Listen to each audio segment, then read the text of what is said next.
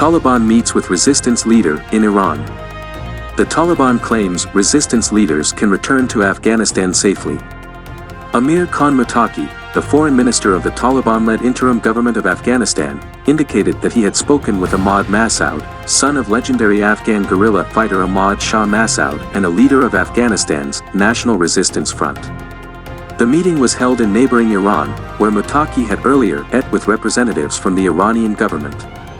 Iran has historically played a major role in Afghan politics, and millions of Afghans have lived in Iran since the start of the country's series of wars in 1979.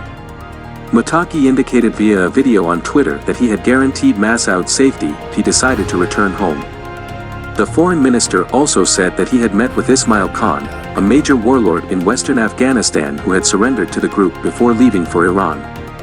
"We assured them, Khan and Massoud, that anyone can come to Afghanistan and live without any concerns," Muttaqi said, adding that the Taliban would not create insecurity or other problems for anyone.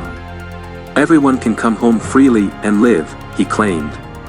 The Panjshir Valley has long maintained a degree of independence from the country's central government in Kabul.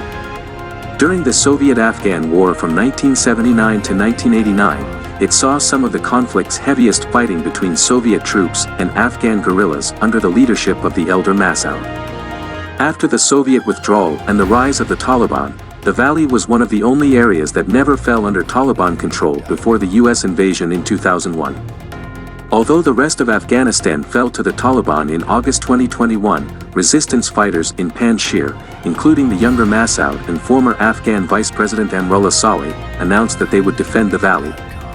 While the Taliban successfully occupied the valley in September, a low-level guerrilla conflict has reportedly continued in its mountains. Massoud and Saleh fled to neighboring Tajikistan in September. The two men later hired a lobbyist in Washington, D.C. in an effort to secure recognition or support from the United States.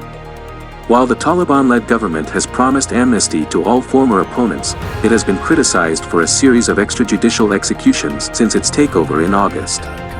Overall, at least 100 people associated with the internationally recognized government of Ashraf Ghani have been killed since August, according to human rights organizations.